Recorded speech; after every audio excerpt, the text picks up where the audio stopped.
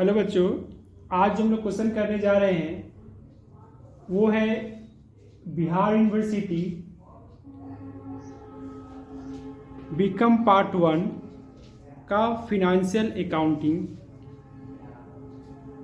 जो कि बिहार यूनिवर्सिटी में ये बीकॉम पार्ट 1 में ऑनर्स पेपर 1 है।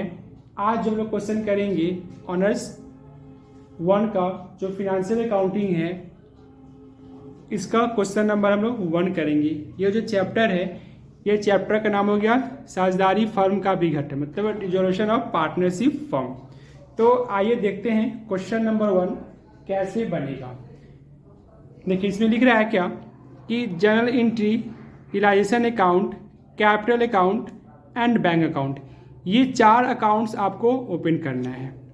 ठीक है, तो आइए क्वेश्चन पढ़ते हैं। लिखा है यहाँ पे कि 31 मार्च 2017 को ये बैलेंस शीट शो कर रहा है। ठीक है ना, उस डेट को क्या हुआ, साझेदारी फर्म का विघटन, मतलब फर्म क्या हुआ, उस डेट को डिसॉल्व कर गया।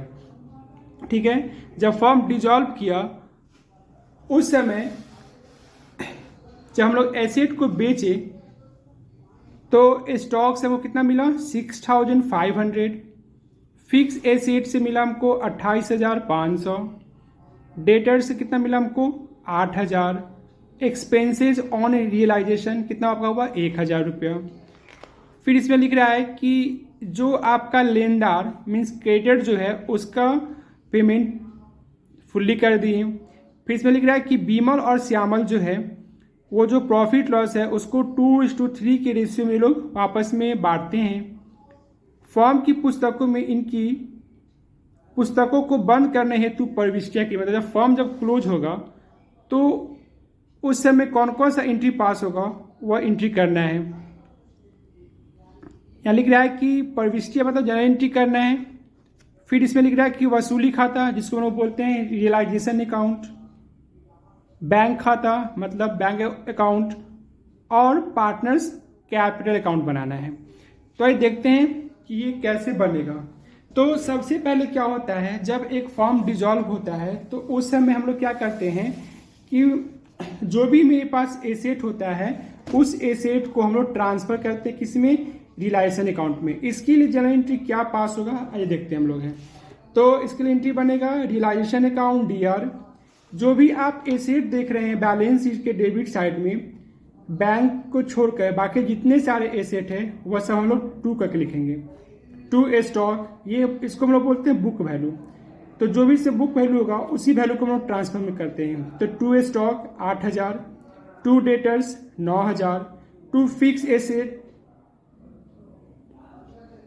स्टॉक हुआ आपका 8,000, डेटर्स कितना आपका हुआ 9,000 और फिक्स एसेट कितना आपका हुआ 30,000 रुपया। ये आपका इस तरह से पहला एंट्री बन गया। एंट्री बनेगा क्या इसका, realisation account year, 2 stock, 2 debtors और 2 फिक्स एसेट। ठीक है, तो इस तरह से पहला एंट्री आपका कंप्लीट हुआ। इसमें फिर नरेशन लिखते हैं being sundry asset transfer to realisation account. फिर इस एंट्री को हम लोग यहाँ पे बंद कर देंगे। फिर सेकेंड एंट्री जो बनता है वह बनता है किसका, लायबिलिटी ट्रांसफर करने का।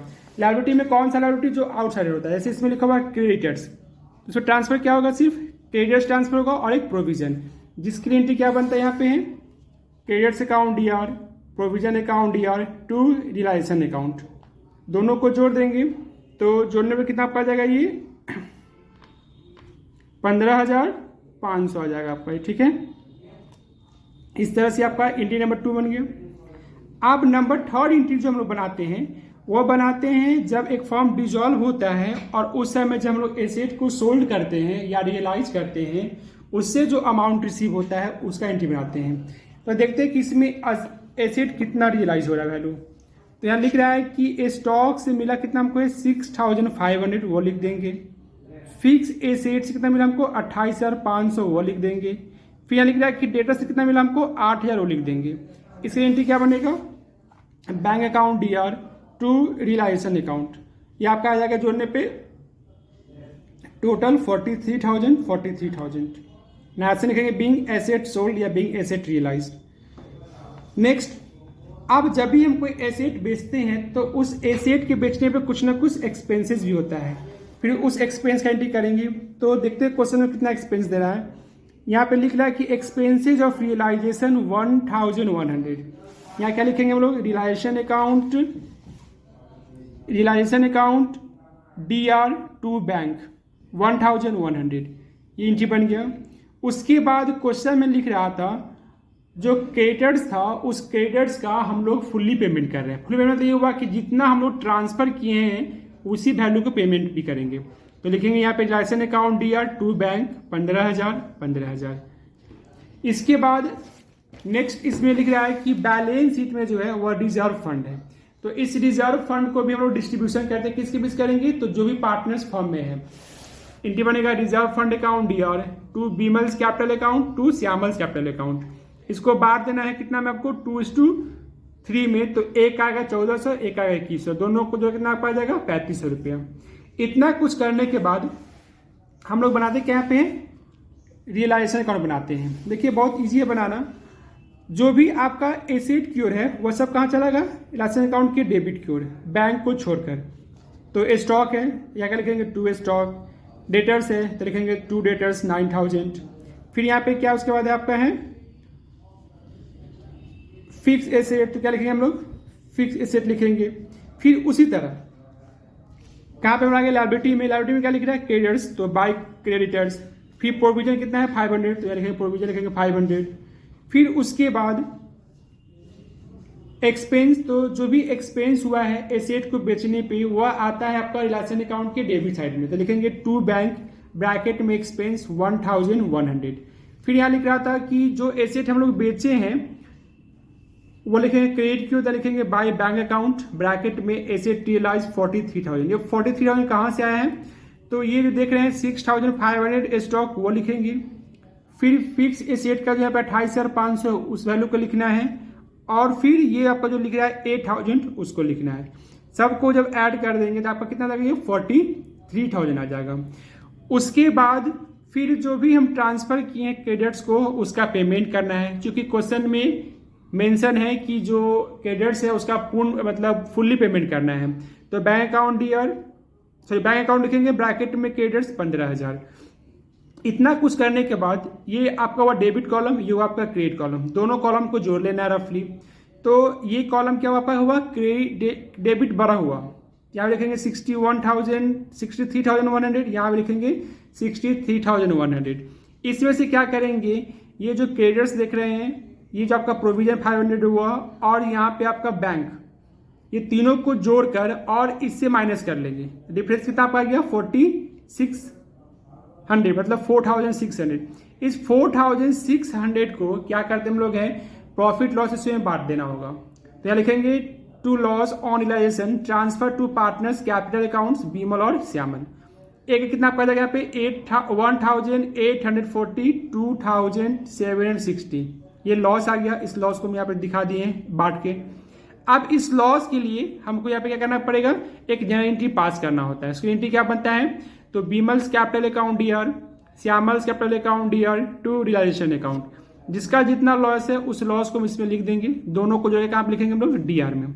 इसका हम लोग क्या बनाएंगे, पार्टनर्स कैपिटल बनाएंगे।